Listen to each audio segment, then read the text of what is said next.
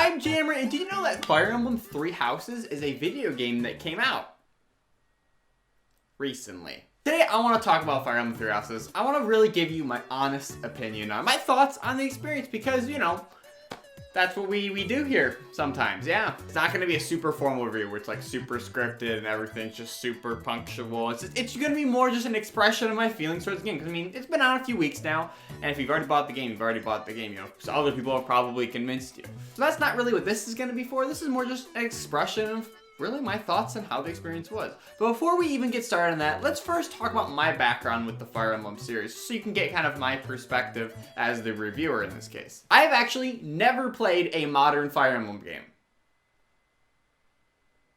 No Awakening, no Fates, no, what was the last one? Echoes, and then obviously now we're on Three Houses, which I have and am playing. No, the actually only Fire Emblem game I have ever played before Three Houses was Fire Emblem 7 on the GBA, the one with Lyn, you know. After beating that, I eventually planned on going over and playing Sacred Stones immediately afterwards, but I just never got around to it. But beyond that, I did play a good amount of Heroes, which I know it's the mobile app, but I think in a way it kind of counts because, you know, it does have a lot of similar gameplay aspects. I personally would say if someone's only ever played Heroes and their next jump in the series is Three Houses, I would still consider them a veteran, because they're not completely brand new to the series. They have an idea of what to expect going in. You know, it's basically a big chess game with waifus. Like, what else do you need? So when first going into Three Houses, right off the bat, I was just kind of blown away. I was just so surprised because it was just so much more than I expected. The hard part about Fire Emblem games is it's really hard to market those series of games, in my opinion, just because, specifically because every single new game is a new set of characters, new drama, new towns, so the recurring elements isn't, you know, it's hard to get hyped for things you don't even know anything about. While in the case of other series that have returning characters, for example Zelda, all of a sudden in the trailer you see this flowing, beautiful mane of hair, fair skin, beautifully dressed clothing, and you're like, oh baby, Ganon's back! I don't know, maybe that's just me, but I kind of feel like Fire Emblem's kind of hard to sell in a direct format. Direct as in Nintendo Direct. Just because, you know, especially once you cut to the gameplay, it's like, just kind of turn-based chess game. While very exciting to play, it's kind of hard to get as immersed when you're just watching a quick gameplay section trailer of it. It's a really hard thing to explain my feeling on it. But that's part of the reason why I didn't really know a lot going into this game. I knew there were Three Houses. I didn't really know what that meant, houses. I thought maybe it was, I actually had no idea. I knew just there were 3 teams, and I assumed you probably had to choose one of the 3. I didn't even know it was a college. All of a sudden, I'm walking into Hogwarts, there's Gryffindor, Griffinwood, and Pufflesnake, and now all of a sudden they're like, you know what? You saved 3 people from our school. You should be a professor. I could be a professor in this game?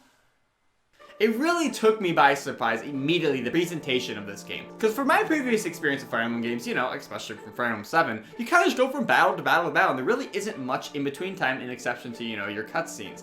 And obviously, I know modern Fire Emblem games have, you know, actually given more purpose in between each episode or each battle. But I did not expect how they were going to be doing it here with the basically free roam of the school campus with side quests, and I was just like shocked. I couldn't even believe it. There's side quests, you can do activities with your different party members and people from other classes. I just thought the presentation of the game was just really high caliber. Building off of that, every single character is voice acted. Like, not just the main party, not just, you know, the main 3 house leaders, you know, but like everyone else in your class.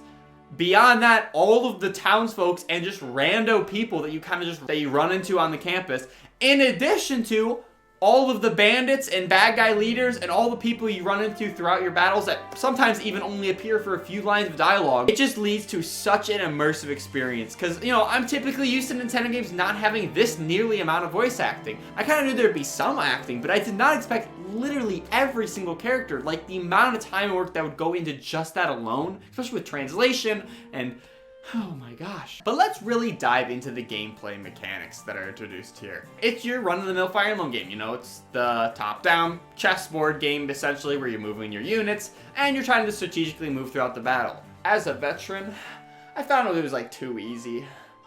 No, but seriously, playing on normal, it's gotten to a point where once all my characters are, my OP characters are all leveled up enough, it's like I'm kind of just going through the motions for most battles. Obviously, there are difficult moments here and there, but I've noticed with normal, it's not as crucial to be totally on top of your battle at all times and making sure all characters are safe. It's just not as punishing as I maybe would have expected. Obviously, my perspective is kind of skewed because I'm coming from, you know, a different kind of background of a much difficulter era of Fire Emblem games. So I would personally recommend for people who are really series vets to definitely go hard mode right off the bat.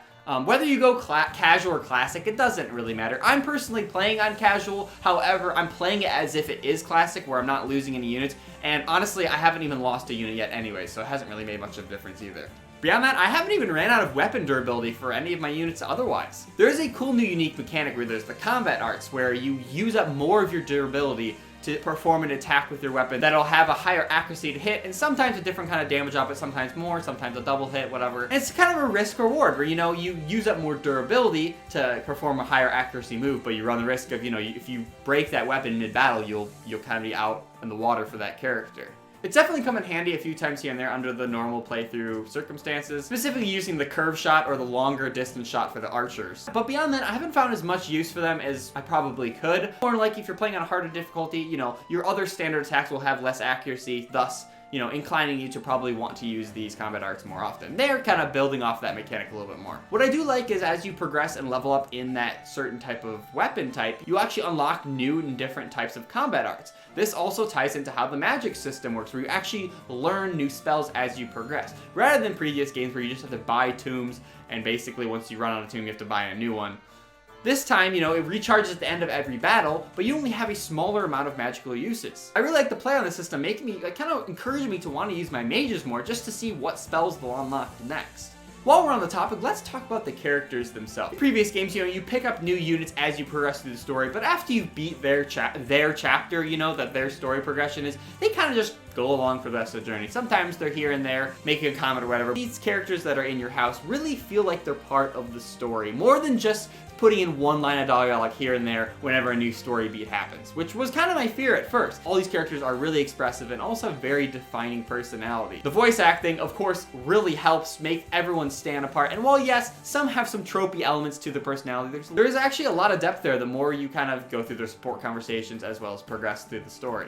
What's really neat is you're able to completely customize the classes of these characters. While yes, certain characters have certain preferences to skills they like someone might like using axes and horseback riding or whatever, and so they're more likely to excel in those skills if you level them up and try to get them to be those types of classes. And then on the other hand of that, there are skills that they particularly dislike. Like if there's a character who doesn't have really much magical ability, you know, they might have a really hard time trying to level up. I mean, you could force it, but they'll probably never really excel at it as another character might, where you can probably teach them in half the time than you would the character that's struggling with magic in the first place. In general, it really opens you up to having a completely customizable roster to kind of choose whatever kind of units you want them to be. On one hand, there's amazing customization there. If you want a team of all Pegasus riders, why not? You could do it. But at the same time, at first, anyways, when I first started the game, it was kind of overwhelming because all of a sudden I had the option to, you know, level up all my characters in all these different avenues right from the beginning. So I'm like, oh my gosh, I don't know who is going to be good at what. I don't know who's going to be good at heavy armor. Who should I make a cavalier? And so it kind of was overwhelming at first. After playing for a little while, you kind of figure things out and realize that certain characters excel at certain stats. You can kind of figure out what kind of classes you want the characters to be. But I personally would have liked maybe at least a little bit more hand-holding at the beginning to just kind of, you know, kind of teach the player what skills characters are maybe perhaps better at, so then you can kind of help guide the players to making the correct choices for each character. But at the same time, I mean, that kind of is contradicting the idea of, you know, you can class the character whatever class you want them to be. It's just a small thing, but overall, I really do appreciate the freedom that this game does let you have with all these characters. Shifting focus a little bit, I kind of want to talk about the idea of these three houses. I mean, the Fire Emblem series recently experimented with the idea of, you know, different story routes centered around the same game, being in Fates when they had Conquest and, well, there was Revelations as the third one. What was the other one? The main one.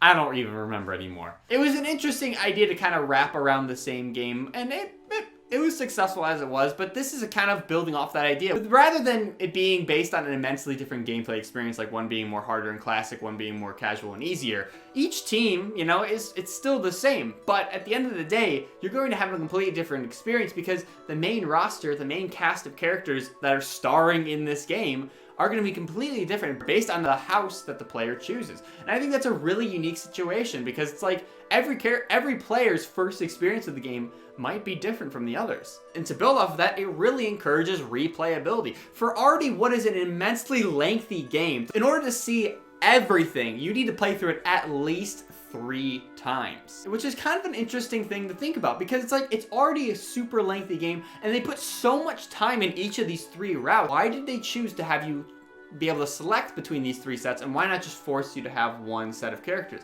Of course, it would have been much easier on the development side. 2/3 less voice actors, 2/3 less mechanics for characters, models, animations, everything there. I think it really shows the passion behind the developers to create this immense experience by really offering the players the option to choose. Focus on customization in this game, not only your characters, their classes, their stories and supports, but really what path you want to go down. Which house is for you? One thing that's really been on my mind throughout playing this game is how much this game puts a lot of other recent Nintendo published AAA games to shame. Because straight up, the bang for your buck buying this $60 game versus many others, it's unquestionable. While yes, Kirby Star Allies did get a lot of content over time, its initial release was kind of, it was a couple hour experience, you could beat it. In addition to that, a game like Mario Tennis Aces. Well, yeah, still totally kind of genre because it's more of a multiplayer online experience. It's still a smaller experience game. A better comparison would be actually to Octopath Traveler. Well, yes, maybe not a Nintendo game. Even though I loved that game, if someone asked me if they'd have to choose between Octopath and Fire Emblem, I might actually have to say go Fire Emblem. Even though I love Octopath, the art style is gorgeous, the music is gorgeous. And while yes, maybe there's an argument that you can continue to replay Octopath by choosing each 8 of the characters, but you still get the gist of their stories anyways as you play it. With one playthrough of Fire Emblem Three Houses, you miss out on 2 entire storylines that are a 60-hour experience nearly. What I'm trying to say is the presentation of this game is just unreal. The fact that it has so much content put into this game just makes a lot of other Nintendo released games recently just kind of look like $40 budget titles by comparison. Like, this game has so much packed into it, it shouldn't be. If those games are worth $60, this thing's worth $100. So here is my recommendation. If you are a series veteran, you probably already have the game, so not even worried about it. But if you're going through it, I definitely recommend playing right off the bat on hard mode. If you're new to the series and have never really played a Fire Emblem game, I kind of encourage you to give it a shot, because it does offer a lot of ways to make the experience easy and not overly punishing. There's no crazy Phoenix mode like there was in Awakening, where literally if your unit died, he would respawn in the same spot next turn. Like, there's none of that. But there is a feature where you can just rewind time and just turn back turns in order to, if you made a mistake, to restart and try a different angle. What I really like about Three Houses is the options to make the experience easier are more optional. You could go through the whole game and never use a combat art, so you have to kind of deal with the regular accuracy that you have with your weapons. You can go through the whole game and never use the rewind feature. So every mistake you make is just something you have to deal with. That's what it really comes down to at the end of the day with this game. It's just all about customization, making your custom experience as you as a professor. How are you going to instruct your units? What classes are you going to have them be? How are you going to progress their stories? And that's up to you to decide. So I think that brings us to the end. Thank you guys so much for watching. Be sure to give this video a big, awesome like. And if you haven't already, definitely subscribe for tons more on Nintendo Switch content. Anyways, guys, thank you again so much for watching, and I'll catch you in the next one. See ya!